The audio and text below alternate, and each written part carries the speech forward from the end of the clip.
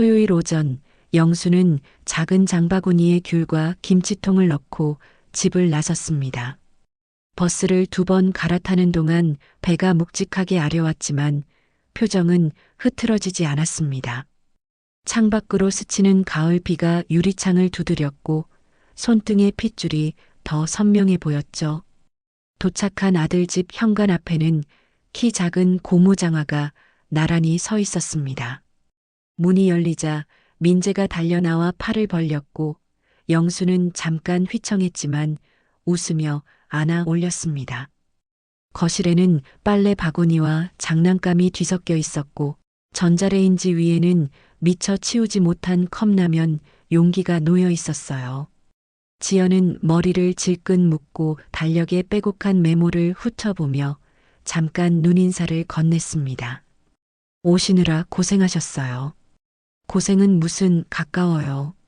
준호는 서류 가방을 내려놓으며 시간을 확인했고 곧 회의가 있다며 외투를 챙겼습니다. 영수는 부엌으로 들어가 설거지를 모아 싱크대에 놓고 남은 밥으로 죽을 쓰기 시작했습니다. 어머니, 그냥 쉬세요. 애가 죽 좋아하잖아요. 금방이에요. 천천히 끓는 냄비에서 고소한 냄새가 퍼졌고 민재는 식탁에 앉아 숟가락을 탁탁 두드렸습니다. 영수는 미역을 잘게 썰어 넣으며 손목을 털었고 그 순간 배가 당겨져 숨을 짧게 몰아쉬었습니다. 그래도 표정은 바뀌지 않았고 상위에 묵은 반찬을 골라 깨끗이 버렸습니다. 지연은 장바구니 영수증을 모아 계산기에 두드리며 이번 달 지출을 적었습니다. 점심 끝나면 저는 잠깐 외근 다녀올게요. 다녀오세요. 민재는 내가 볼게요. 준호가 집을 나서자 집안은 한결 조용해졌고 비가 더 촉촉하게 내리기 시작했습니다. 영수는 바닥에 물 얼룩을 닦고 세탁기를 돌렸으며 건조대에 올린 빨래를 반듯하게 정리했어요. 민재가 블록을 들고 다가오자 무릎을 굽혀 함께 성을 쌓았고 허리에 묵직한 통증이 다시 올라왔습니다. 그럼에도 그는 자세를 고쳐 앉아 아이의 블록을 맞춰주었습니다. 해가 기울 무렵 지연은 노트북 가방을 들고 급히 나가며 저녁 준비는 냉장고 반찬으로 해결하자고 말했습니다. 영수는 끄덕이고 냄비를 다시 올려 미음을 더 끓였고 손을 길게 씻은 뒤 행주를 삶아 말렸습니다. 저녁을 먹인 뒤 민재를 재우고 방을 나오자 복부의 경련이 날카롭게 치고 들어왔습니다. 거실 시계 초침 소리가 또렷해졌고 이마에 맺힌 땀방울이 턱선을 타고 흘렀습니다. 큰일은 아니에요. 소화가 좀 안 됐나 봐요. 그는 스스로에게 조그맣게 말하고 화장실로 향했어요.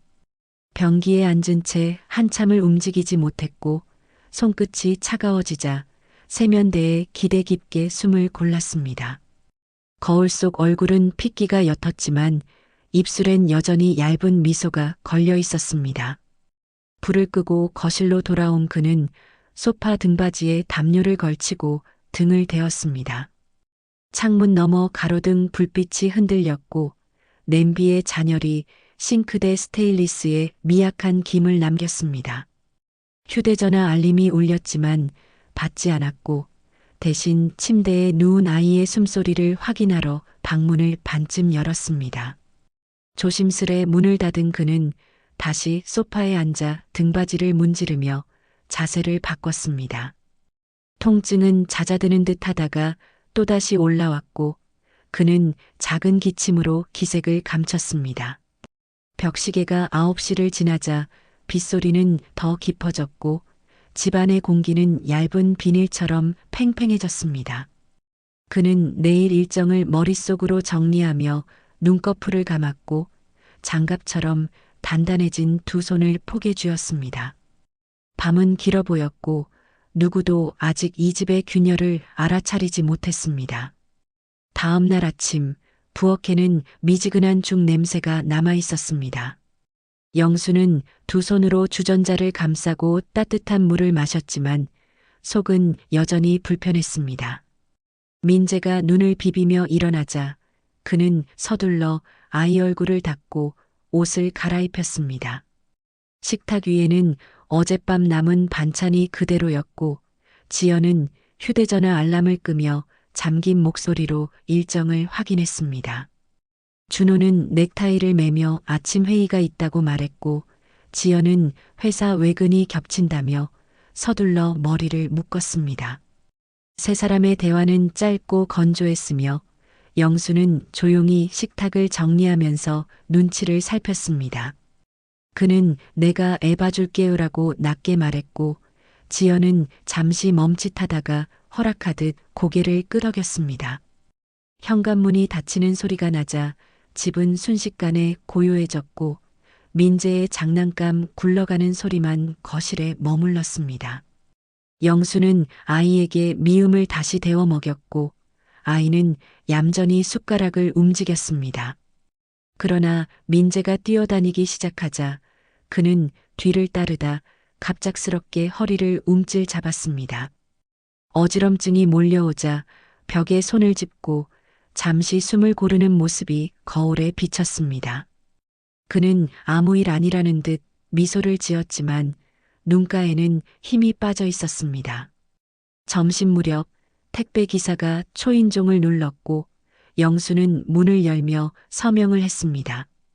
상자를 들다가 한쪽 손이 떨려 바닥에 살짝 떨어졌고 민재가 놀라서 발걸음을 멈췄습니다.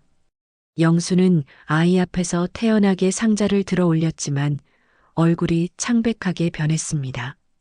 햇빛이 들어오는 창가에 기대어 선 그는 땀방울을 손등으로 닦고 아이를 불러 다시 블록을 맞췄습니다. 후라이팬을 씻으며 설거지를 하던 중 거품에 젖은 그릇이 손에서 미끄러질 뻔했고 그는 반사적으로 움켜쥐었습니다. 손끝이 저릿하게 저렸지만 다시 흐르는 물 아래 그릇을 천천히 헹궜습니다. 민재가 낮잠을 자자 그는 조용히 소파에 앉아 잠시 눈을 감았고 배를 조심스럽게 문질렀습니다. 하지만 잦아들던 통증이 다시 쥐어짜듯 몰려왔고 그는 입술을 깨물며 화장실로 향했습니다. 닫힌 문 너머로 물 흐르는 소리만 들렸고 그는 한참 동안 나오지 않았습니다. 겨우 밖으로 나온 그는 누워있는 아이 곁에 앉아 숨을 고르며 머리를 쓰다듬었습니다. 그 순간 현관문 비밀번호 소리가 들렸고 칼퇴를 하고 온 준호가 급히 신발을 벗었습니다. 민재가 늘어지듯 잠에서 깨자 아이 얼굴이 붉게 달아올라 있었고 작은 몸이 꺼질 듯 기운이 없었습니다. 준호는 아이를 안아 일으켰고 영수는 가방을 챙겨 병원으로 가자고 말했습니다. 병원 대기실의 의자에 앉은 영수는 손가락을 깍지 낀 채 불안하게 바라봤습니다. 의사는 간단한 검진을 하고는 장염 진단을 내렸으며 며칠 조심하면 괜찮다고 설명했습니다. 수액 바늘이 아이 팔에 연결되자 준호는 조용히 한숨을 쉬었습니다. 병원비 계산서를 받은 지연은 표정을 굳힌 채 도착했습니다. 그의 시선은 아이와 영순 그리고 진료 기록지 사이를 천천히 오갔습니다. 조용한 병실 공기 속에서 보이지 않는 균열이 더 넓어지고 있었습니다. 며칠 뒤 집안의 공기는 피곤한 냄새를 머금고 있었습니다. 장난감은 제자리에 있지만 민재의 웃음소리는 들리지 않았습니다. 지연은 출근 준비를 하다 아이의 이마에서 미열을 느꼈고 급히 수은 체온계를 꺼냈습니다. 체온이 오르기 시작하자 그는 당황한 표정으로 물수건을 가져와 아이 이마에 올렸습니다. 아이가 약하게 울음을 터뜨리자 영수는 곁에 앉아 등을 토닥였습니다. 그러나 민재가 갑자기 토하기 시작했고 두 사람 모두 놀라 손을 맞잡았습니다. 지연은 가방을 던지듯 휘저으며 휴지를 챙기고 영수는 급히 옷을 갈아입혔습니다. 준호가 출근 준비를 하다 소란을 듣고 달려나왔고 아이의 처진 얼굴을 보자 머뭇거렸습니다. 세 사람은 서둘러 병원으로 향했고 대기실의 불빛은 차갑게 깜빡였습니다. 의사는 장염이라고 진단했고 감염 가능성이 있다는 말을 덧붙였습니다. 그 한 문장이 지연의 뒷목을 차갑게 움켜쥐었습니다. 병원비 수납 창구 앞에서 지연은 손가락을 꽉 쥐었고 계산서를 받아 쥔 손이 떨렸습니다. 아이를 아는 준호는 귀가하며 약국에 들렀고 지연은 말없이 정면만 바라봤습니다. 집으로 돌아오자마자 지연은 거실 곳곳을 소독하기 시작했습니다. 손잡이와 리모컨을 닦는 소독 냄새가 공기를 가득 채웠습니다. 영수는 자신이 앉았던 자리, 손을 댔던 테이블 위를 눈으로 더듬었습니다. 민재는 새근새근 잠이 들었지만 얼굴은 창백했고 숨은 가늘었습니다. 지연은 주방 조명을 켜둔 채 식탁에 앉아 약봉지를 쥐고 있었습니다. 준호가 다가가 말을 걸려 했지만 그의 어깨는 딱딱하게 굳어 있었습니다.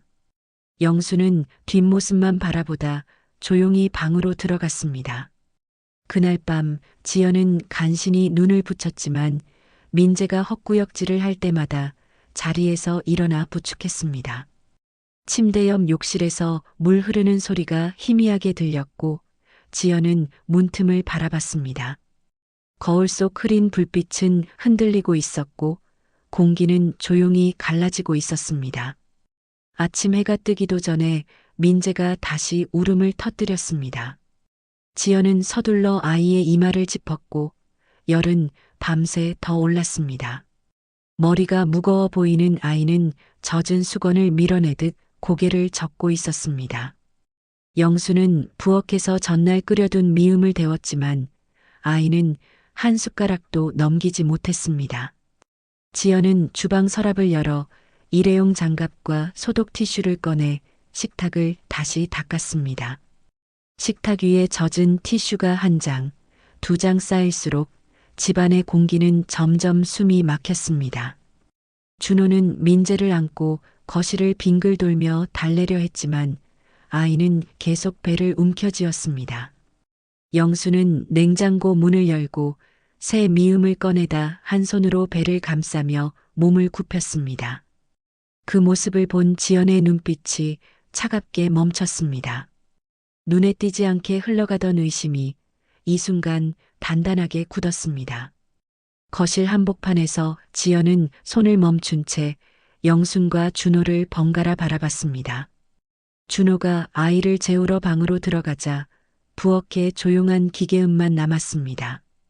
지연은 천천히 숨을 내쉰 뒤 거실로 걸어 나와 소파에 앉은 영순에게 시선을 고정했습니다. 말을 하지 않아도 공기는 이미 대화를 강요하고 있었습니다. 영수는 억지로 미소를 지으며 설거지를 하려고 싱크대로 향했습니다. 그러나 지연이 그 앞을 막아섰고 눈빛은 더 이상 감정이 아니라 판단에 가까웠습니다. 거실 바닥을 적시던 장난감 공룡의 그림자가 길게 드리워졌습니다. 준호가 방문을 열고 나오자 지연은 더 이상 참을 수 없다는 듯 고개를 숙였습니다. 괜찮다며 곧 나을 거라던 낙관은 지금 이 순간 단단한 분노로 바뀌었습니다. 짧은 침묵 뒤 집안의 모든 소리가 멈춘 것처럼 보였습니다. 준호는 상황을 이해하지 못한 얼굴로 두 사람 사이를 바라봤습니다. 지연은 더는 삼키지 못한 감정이 터지는 것을 막지 않았습니다. 조용했던 벽식의 초침 소리만 또렷하게 울렸고 영수는 들고 있던 행주를 천천히 내려놓았습니다. 그 찰나의 고요는 곧 이어질 폭발을 기다리는 숨 같은 시간이었습니다. 문이 닫히는 소리가 울리자 거실의 공기는 다시 무거워졌습니다. 영수는 문을 등지고 서서 숨을 가다듬었고 손에 들고 있던 가방끈을 더 세게 쥐었습니다. 주머니 속 휴대전화가 작게 울렸지만 꺼낼 힘이 나지 않았습니다. 비가 다시 내려 현관 앞 신발장 유리문에 물방울이 맺혔습니다. 그는 조용히 신발을 신었고 발목이 흔들릴 만큼 힘이 빠져 있었습니다. 계단을 내려가며 손잡이를 붙잡았는데 몸이 잠시 휘청거리자 벽에 어깨가 닿았습니다. 밖으로 나오자 찬 공기가 얼굴을 스쳤고 얇은 가디건이 금방 젖었습니다. 정류장으로 걸어가는 동안 발걸음은 천천히 미끄러지듯 이어졌습니다. 버스를 기다리며 비닐봉지를 다리 사이에 놓았는데 봉지 안 김치통이 서로 부딪히며 작은 소리를 냈습니다. 그는 주변을 스치는 사람들의 발걸음을 바라보며 숨을 천천히 골랐습니다. 버스가 멈추자 영수는 손잡이를 잡고 올라타 좌석에 조용히 앉았습니다. 창밖의 길가에는 물웅덩이가 생겼고 가로등불이 그 위에서 흔들렸습니다. 하차 벨을 누르고 내린 곳은 아파트와 먼 시내버스 터미널 근처였습니다. 그는 잠시 비를 피하려 작은 낡은 매표소 천막 아래에 섰습니다. 손바닥에 미세한 떨림이 멈추지 않아 가방을 두 팔로 끌어안았습니다. 노후된 코드를 꽂은 자판기에서 종이컵 커피를 뽑아 손을 감싸 쥐었고 온기가 조금 손끝을 돌아다녔습니다. 잠깐 눈을 감자 아이가 토할 때 작게 울던 얼굴이 떠올랐습니다. 한숨이 흘렀고 귓가에는 빗물이 천막을 두드리는 소리가 울렸습니다. 그는 휴대전화를 꺼내봤지만 단 한 번도 울리지 않았고 다시 천천히 꺼내 가방 안에 넣었습니다. 어둑해진 하늘 아래 그는 다시 걸음을 옮겼습니다. 한편 집안의 공기는 여전히 가라앉아 있었습니다.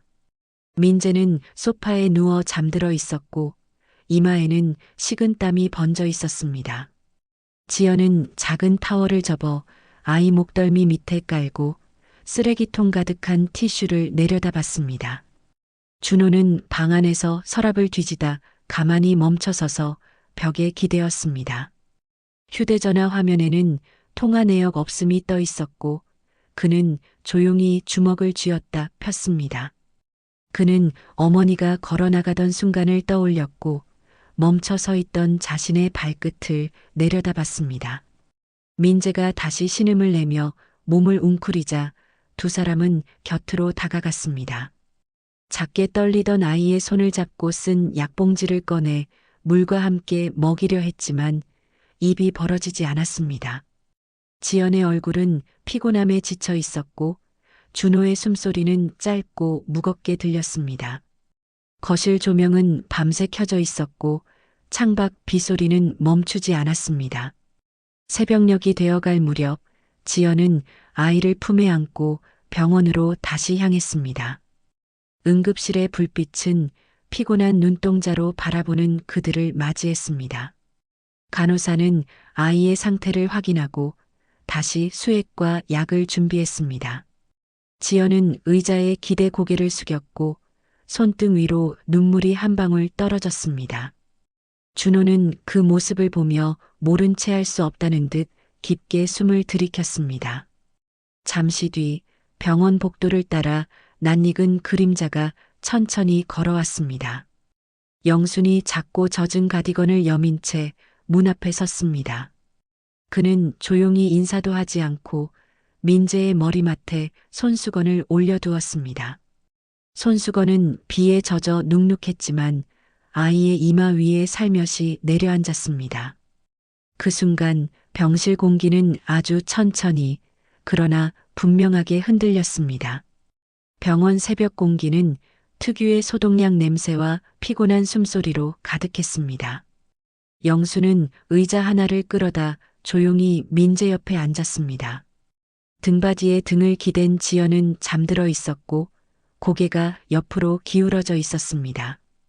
그는 천천히 자리에서 일어나 지연의 머리 밑에 접은 외투를 받쳐두었습니다. 준호는 복도 끝에서 이 모습을 말없이 지켜보고 있었고 두 손을 바지 주머니에 넣은 채 미동도 없었습니다. 영수는 깨지 않게 숨을 죽이며 손을 씻고 병실의 쓰레기들을 비닐봉지에 모았습니다.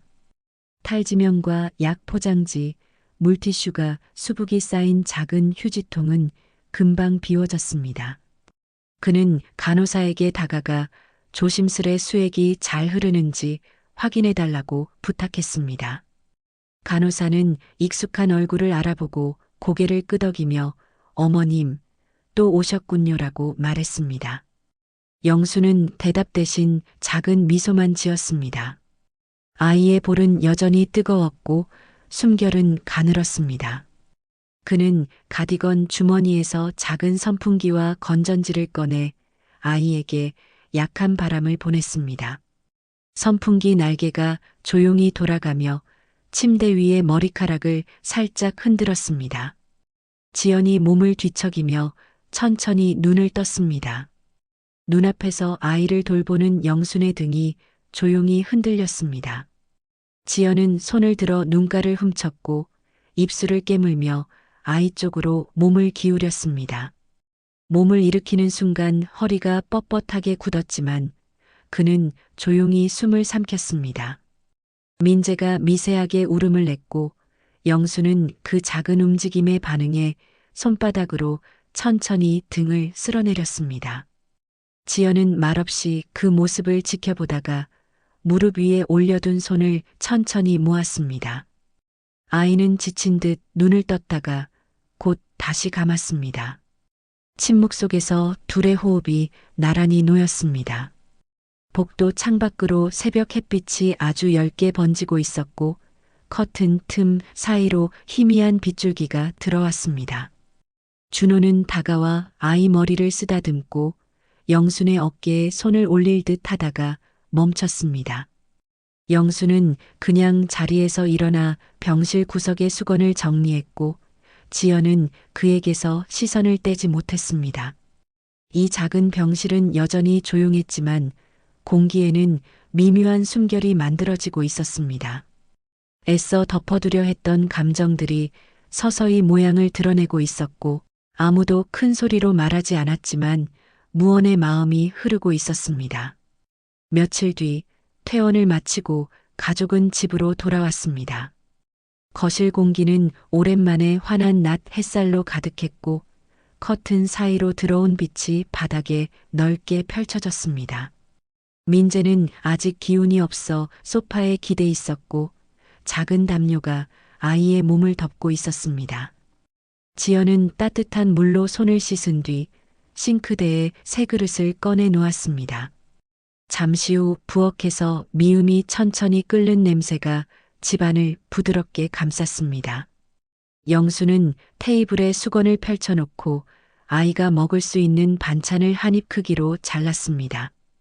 준호는 서툰 손놀림으로 아이의 컵을 씻어 건조대에 올렸고 물방울이 컵 표면에서 천천히 굴러 떨어졌습니다.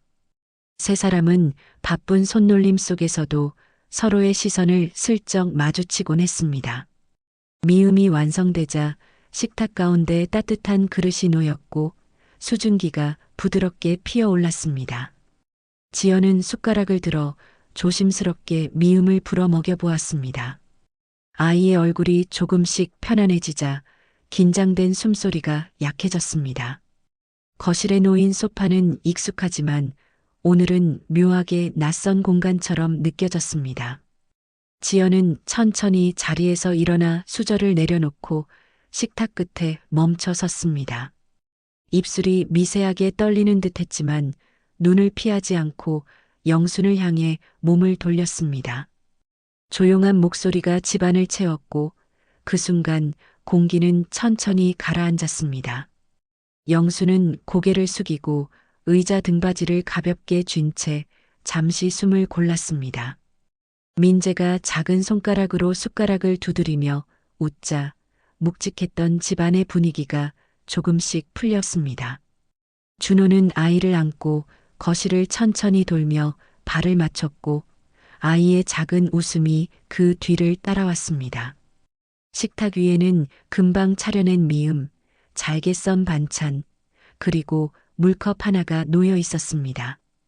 영수는 조심스레 손을 얹어 물컵을 민재에게 건넸고 아이는 작은 손으로 컵을 받았습니다. 그 순간 지연은 천천히 숨을 내쉬고 의자에 앉았습니다. 말없이 주고받는 눈빛 속에서 마음이 천천히 풀려가는 느낌이 있었습니다. 오랜 침묵 끝에 식탁 위에 놓인 그릇들이 가족의 자리라는 사실을 다시 알려주었습니다. 집안은 조용했지만 마주 앉은 세 사람 사이에 작고 따뜻한 숨결이 오고 갔습니다.